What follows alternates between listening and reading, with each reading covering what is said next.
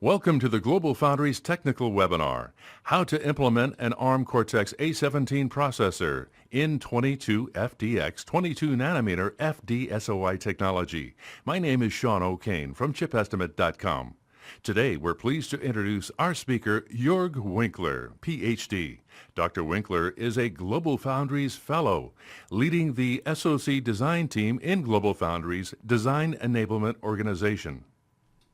Please welcome Dr. Joerg Winkler. Thanks. Today I want to talk about 22FDX, which is GlobalFoundries 22nm FD-SOI technology, and I want to share some aspects if you're implementing an ARM Cortex A17 processor in that technology. So GlobalFoundries offers three major technology architectures. So one is bulk CMOS as we know it from the past days and as it's still used for designing SoCs today. And from our perspective, basically, bulk CMOS offers a great low-cost opportunity for realizing your designs in GlobalFoundries technologies. If you're in a space where you are looking for high performance, for leading edge performance, then GlobalFoundries offers a FinFET technology, which in our case is 14nm FinFET. Then, as of last year, we announced the support, development and availability of fully depleted silicon on insulator technology, which in our case is 22FDX. And we believe that it has great features to offer and good opportunities for balancing power, performance, and cost as you go to implement your designs in 22FDX.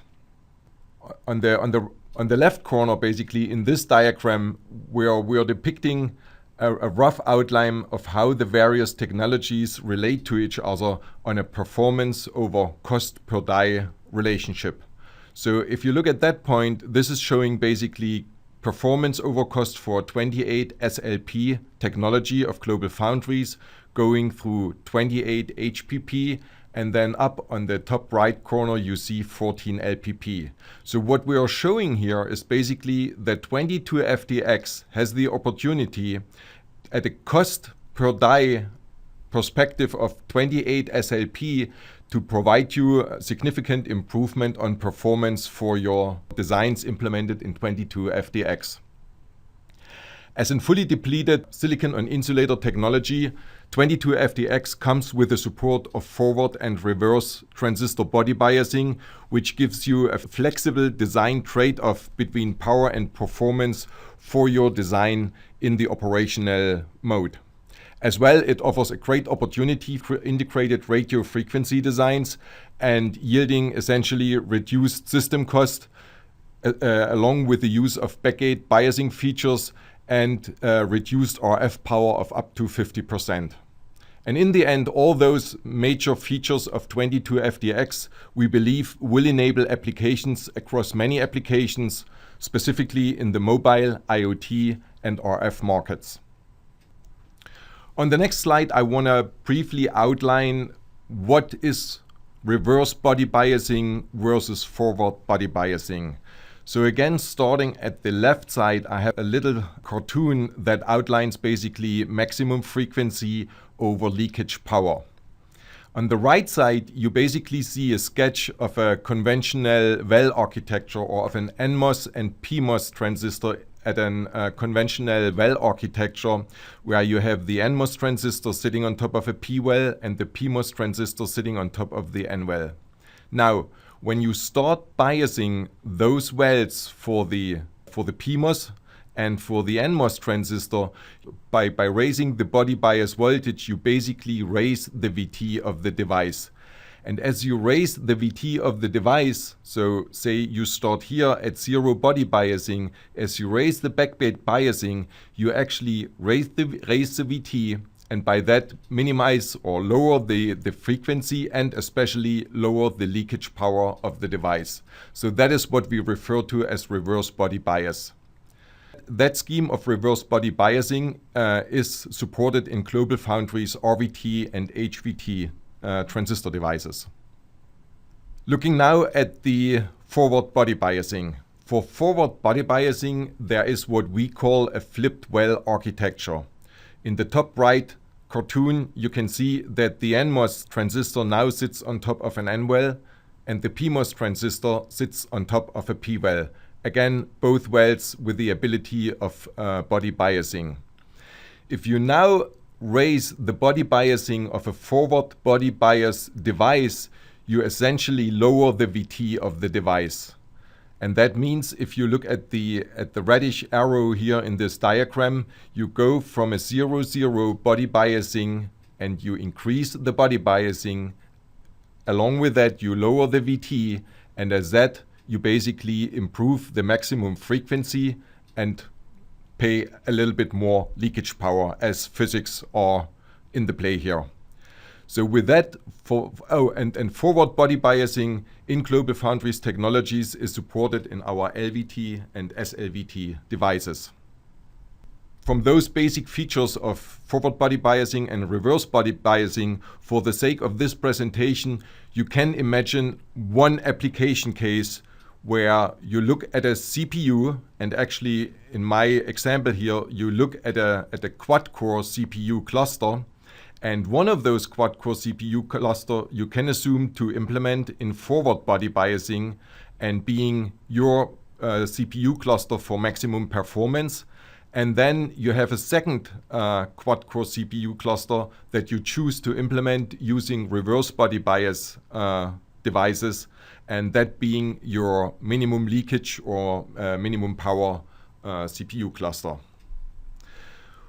Going through the remainder of this presentation, I will refer back to that CPU implementation. As the headline it says, I would like to share some aspects of designing in 22FDX using a quad-core ARM Cortex A17 CPU.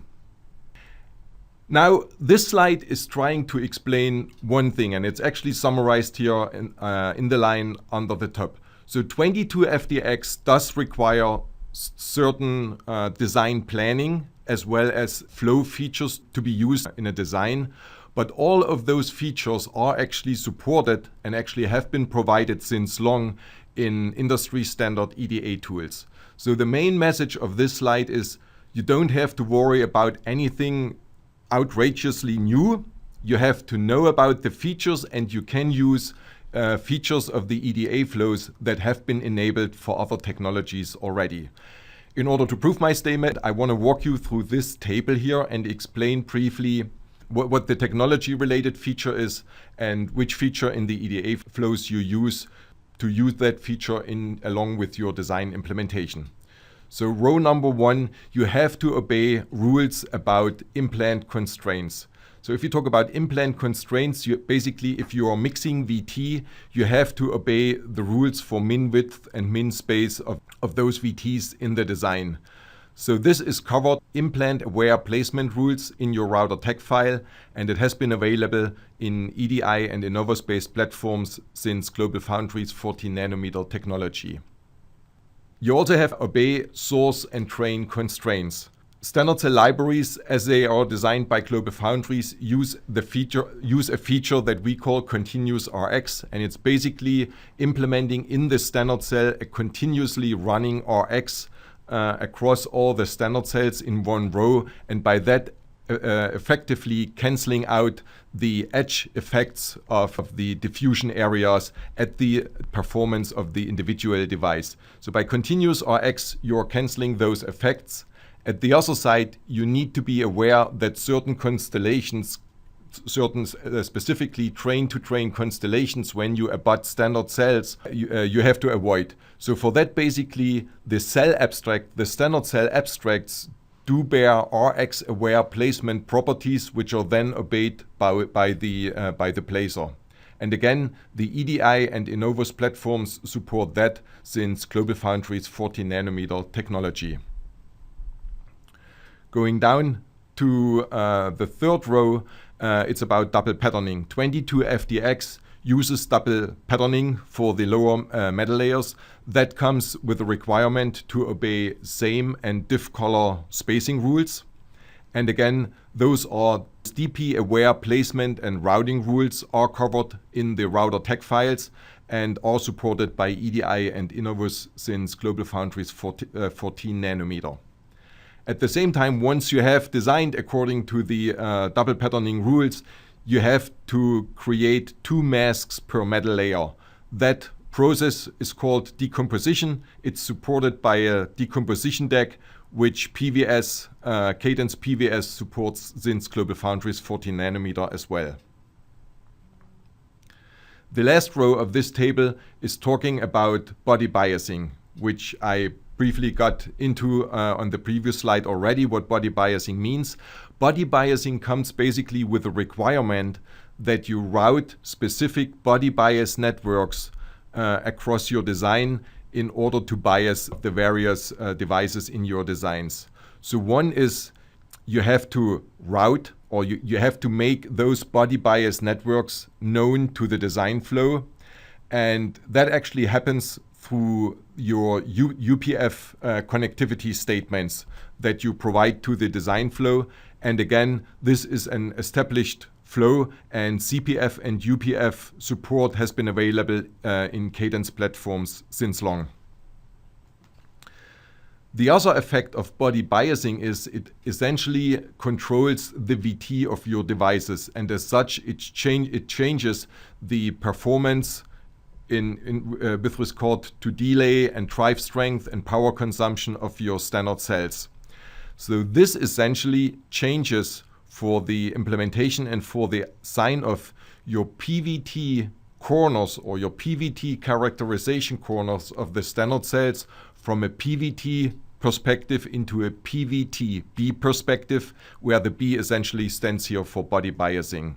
Again, it creates another set of operational corners, and the Cadence design platforms do provide an established multi-corner flow in support of that feature. This slide shows you a rough outline of the Cadence design flow that we have been using for our exercises here. There's nothing surprising on that. It's a standard Innovus-based digital implementation flow, and we're starting with Janus for physical synthesis, going through place and route, using the Innovus platform, using GigaOpt, CCOpt, and NanoRoute technologies for that. We have been using the Quantus extraction tool, running conformal LEC and LP checks, and then for the sign-off, the full suite of Lithophysical Analyzer LPA, Physical Verification System, Tempus Timing Sign-off, and Voltus Power Analysis. On the coming slides of this presentation, I will use 2 design examples to explain to you some of the features of 22FDX. On one side, it's a Cortex A17 implementation, and for that one, we have exercised all those design steps from Janus through Innovus, Tempus, Conformal, Quantus, and Voltus. And then I also use an example of an Cortex A9 submodule, which is called Neon. And there we have used the design steps from Janus through Quantus. The remaining steps which are outlined here, they are basically work in progress as we go. There are no special requirements in order to make those tools available to 22FDX other than a regular technology support. And we just in our further investigations have to get to those steps to use them and at the design. On this slide, I would like to explain to you briefly what I mean when I say we are implementing a Cortex A17 quad-core and what the background for using that CPU is in this example here. So GlobalFoundries has developed a family of ARM Cortex A CPU test chips for early technology qualification. The Cortex A17 quad-core test chip was first implemented and taped out in GlobalFoundries 28 nanometer SLP technology as part of this Cortex A test chip strategy. And here for 22FDX, we are using the very same macro to basically demonstrate the implementation of such an CPU multi-core in 22FDX, and in an basically also apple-to-apple comparison and analysis for us in-house against the implementation in 20 nanometer SLP. This approach has been proven to be very beneficial for GlobalFoundries, specifically in the early technology evaluation phase for exploring implementation decisions implementation flow details, as well as feedback into the flow development and the development of physical IP. Some brief words on the right side on the block diagram here. So when I talk about the quad-core CPU, this is essentially the highlighted block here with the 4 CPUs, the L2 cache in the macro, the Snoop control unit, as well as the L2 cache controller. The remaining blocks of this diagram are establishing the ultimate test chip and are there in order to download and run actual benchmark test suites. On this slide, I would like to give you an understanding of what physical IP we have used for our design exercises. On the standard cell libraries, we're using base libraries as provided by Invecas, which is GlobalFoundries IP provider for 22FDX. We have been using an 8-track LVT SLVT 20 nanometer channel length library. The standard cell library is implementing a continuous RX architecture, and it provides support for body biasing. We're using a power management kit, which is GlobalFoundries evaluation standard cell kit, and it also comes with support for body biasing. On the cache memory instances, again, we're also using a set of GlobalFoundries evaluation memory macros, and we are using effectively 14 different memory macros for building the L1 cache system, and we are using one memory macro for building the L2 cache system. The memory macros are coming with support for body biasing for the memory periphery, as well as for body biasing for the bit cell array. As introduced earlier, 22FDX as a fully depleted silicon on insulator technology, it actually comes with the ability to control and impact the performance of the design by controlling the supply voltage as well as by controlling the body bias voltage. And those two knobs essentially define your power and voltage design intent for the implementation on your design. The way how you want to use those control knobs on the supply voltage as well as on the body bias voltage effectively depends on the specific application scenarios that you have in mind for your design, as well as on the optimization criteria. On the current Cortex A17 implementation, we made some assumptions for this exercise here. So number one, we do go with the implementation of 5 power domains. And to those of you who have implemented a quad-core macro with power gating, this is a very traditional and well-known method to do it. So essentially, you have one individual power domain for each CPU, 1, 2, 3, 4, and a 5th power domain for the non-CPU with the L2 cache, Snoop control unit, and cache controller. This allows for power off states of the individual CPU cores.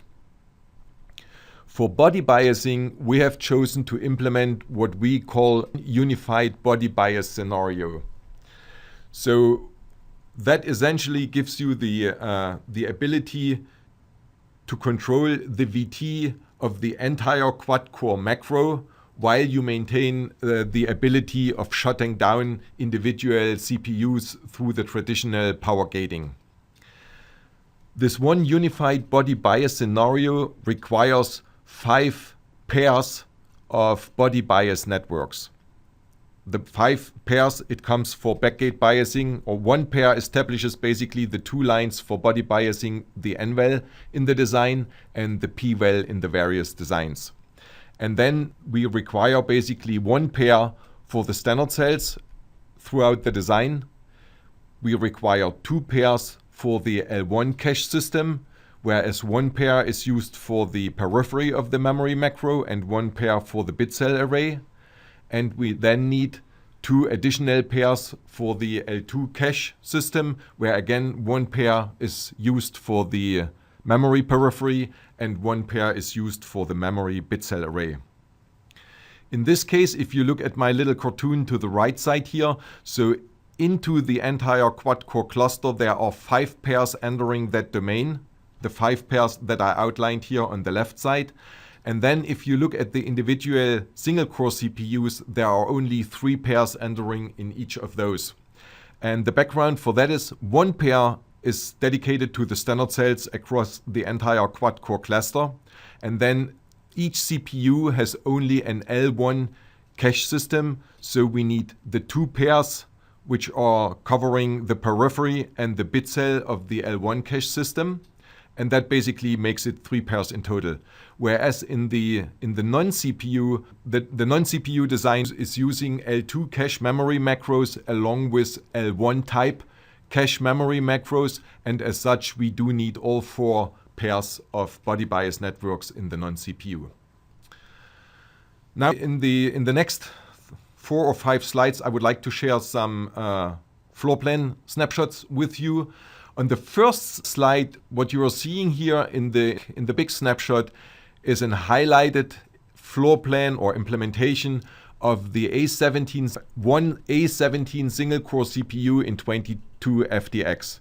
To the lower left side, you see an A17 CPU as it was implemented in 20 nanometer SLP. So here the intent is to show you it looks very much alike. So actually you see roughly the same floor plan shape. On the right side we have the L1 D cache placed. On the lower left side we have the L1 I cache placed. And then here in the various colors you see the various blocks which establishes a single core CPU design. And as you can see, this looks very much alike to the left side. We have moved around the blocks a little bit because the abstracts of the memories came out a little bit different. And in 22 FDX, the remaining space up here would have shrunk this channel for the core too much, so that we made the decision to move it around a little bit. But other than that, design approach in 22 fully depleted SOI is very much the same as in any traditional technology you have designed before. On the next slide, I would like to give you an outline of what you should pay attention to when you start floor planning, especially when you plan for implementing the body bias nets.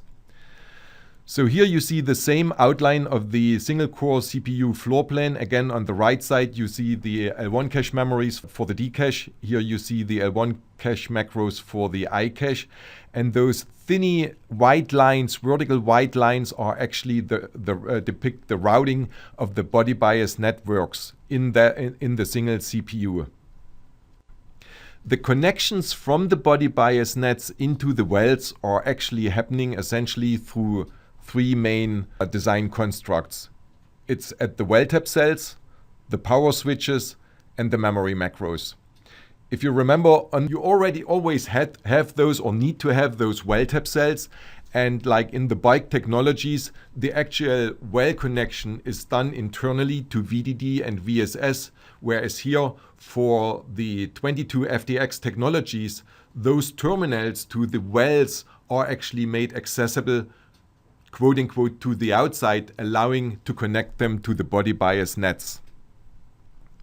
In order to have an optimized implementation with the least amount of disturbance to the actual signal routing, so we have decided to align the well tap cells, the power switches, and the memory macros in a vertical fashion for this specific implementation here, and allow for a straight routing of the body bias networks across the single core CPU.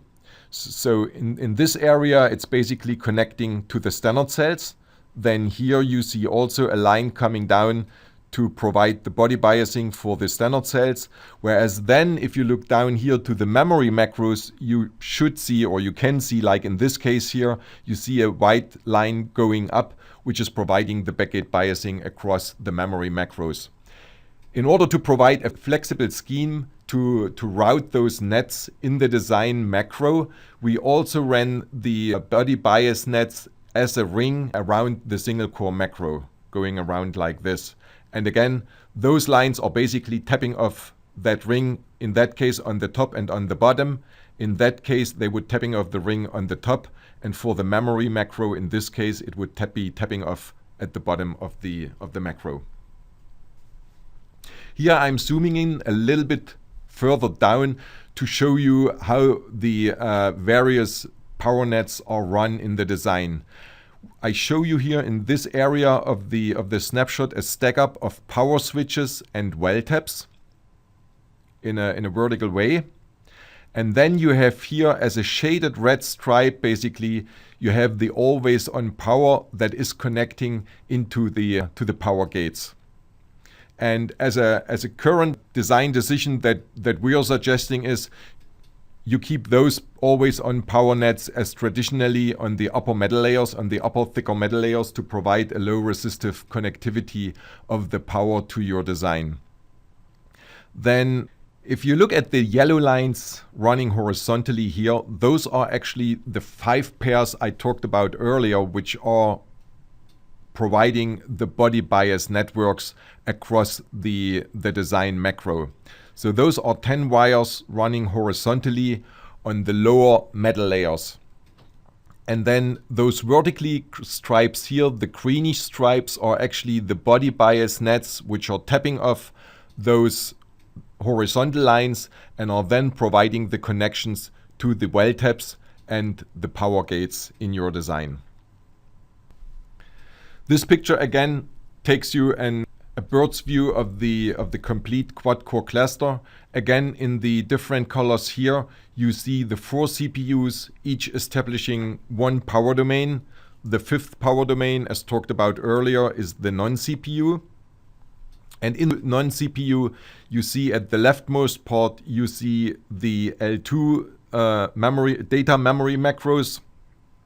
So are the memory macros for the L2 tags.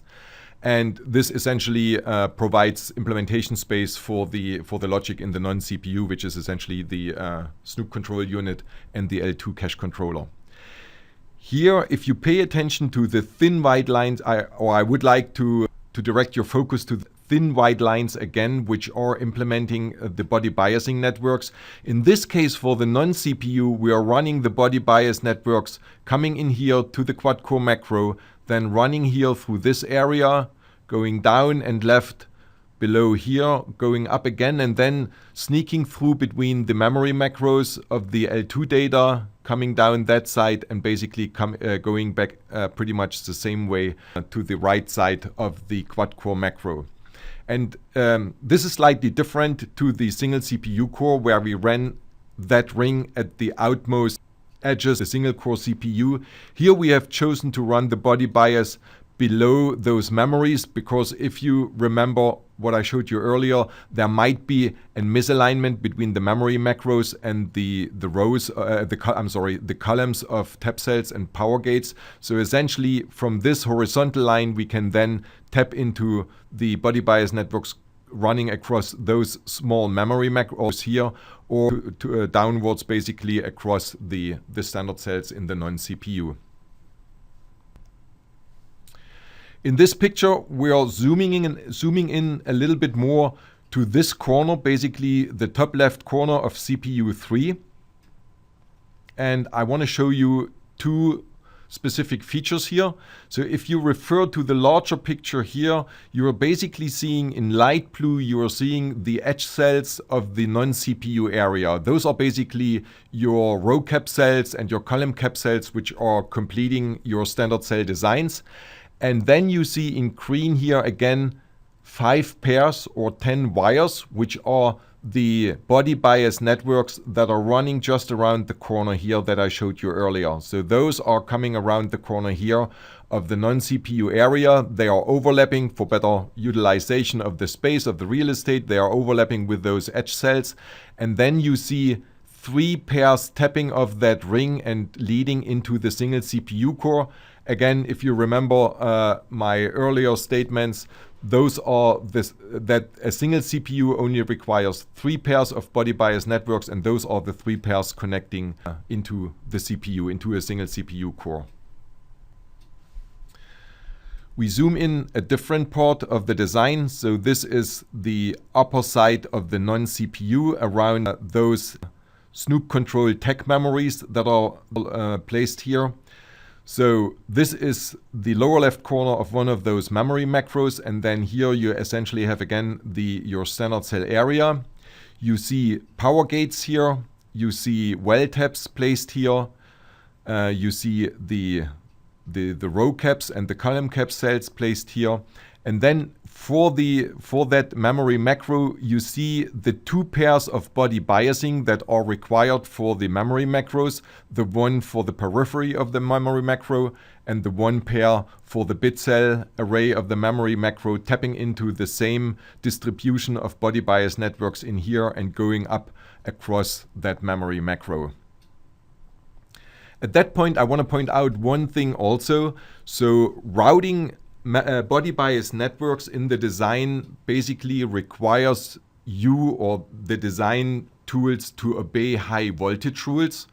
So in the case for our 22FDX technology, we are currently planning with body bias voltages that are reaching from 0 to -2 and from 0 to +2 respectively. So if you run an N-well and a P-well body bias net next to each other, one of that net may carry a voltage of -2 as a max or as a min, and the other one a +2 volt as a max, which essentially establishes a 4 volt voltage difference between the two nets, which then requires you to obey high voltage rules. So this is an example of the current numbers for spacing depending on the voltages on those lines. This is under revision as we speak. This is what is available in the early PDKs now. Having worked closely together with Cadence, we are going to basically support differential voltages, which are deduced basically by the Innovus tool based on your definitions in the UPF on basically what maximum voltages those nets can carry, and then the tool calculates as it routes the differential voltage and applies the required spacing rules to those nets. On the next two slides, I would like to give you a brief peek in what you may have to provide as part of the UPF script here on this slide. This first column basically shows you that for the body bias nets, you have to provide create supply net and create supply ports in a very similar, if not to say in the same way as you do that regularly for your VDD and VSS supplies in the design. So you basically here do the create supply nets for the N-well and for the P-well bias networks. Then you do the create supply ports, and here you provide the connect statements accordingly. In the second row, basically, it shows you that also for the body bias nets, you do have to provide the create supply set. Again, you basically cover the body bias nets also with the create supply set in the very same way you do it for your traditional VDD and VSS supplies. And in row 3 and 4, describing the connectivity to the memory macros or to any other design macro in your design, like the single core CPUs.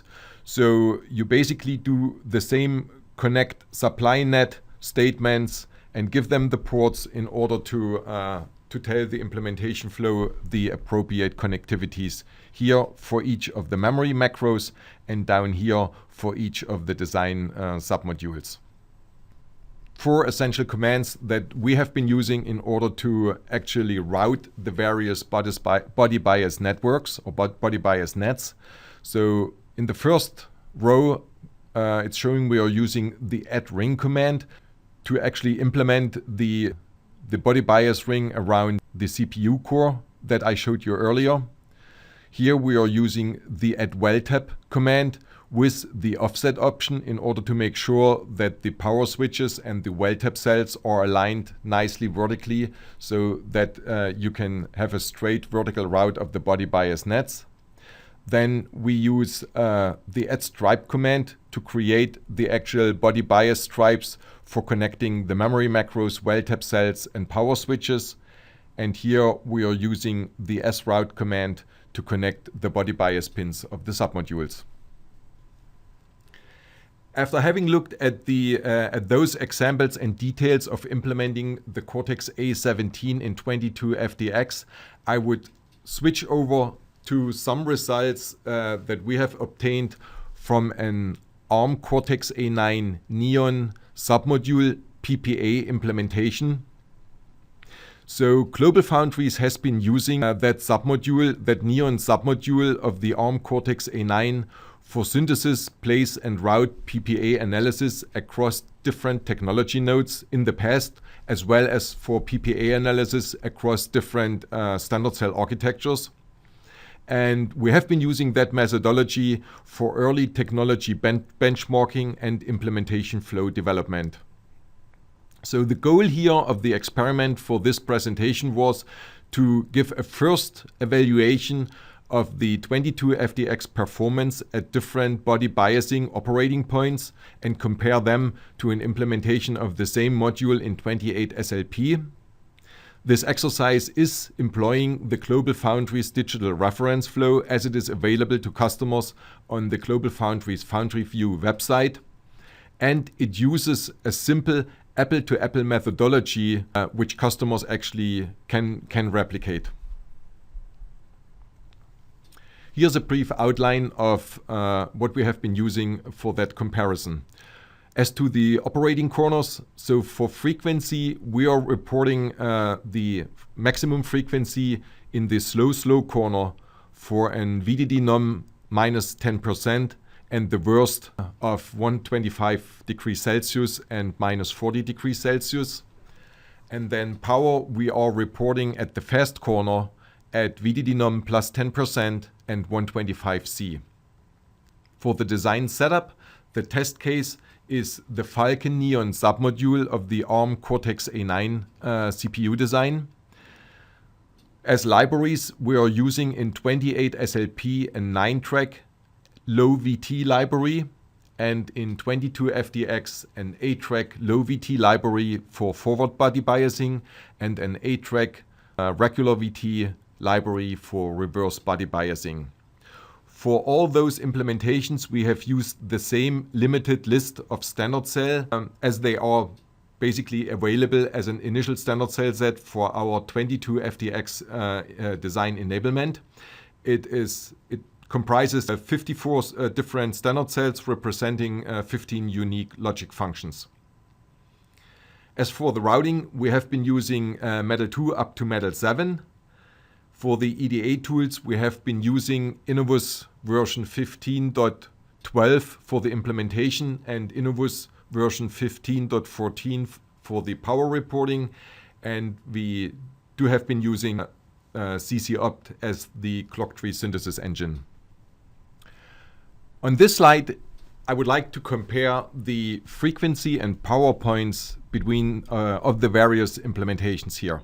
So again, if you compare the implementations to the frequency, max frequency and power as achieved for the implementation in 22SLP, we are able to show that at the same frequency, we are able to reduce the power of the design by 45% on top of an also 45% reduction in area.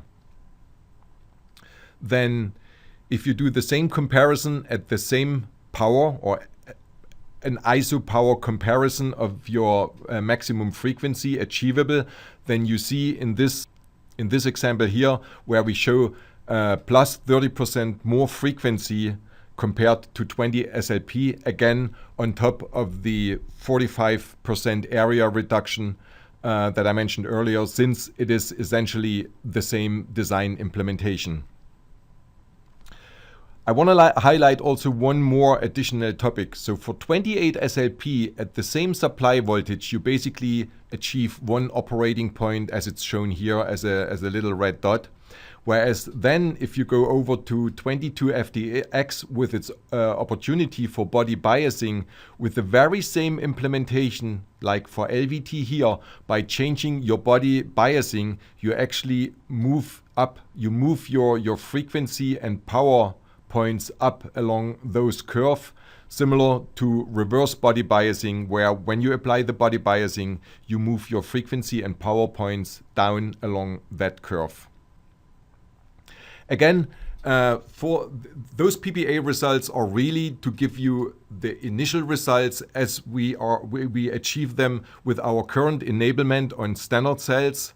And there is way more to be that we are expecting here in that area as we go forward with optimizing both our enablement on available standard cell libraries, as well as optimizing the implementation flows. Summarizing my presentation. So for the further investigations, as we are planning them, keep going on this implementation exercise.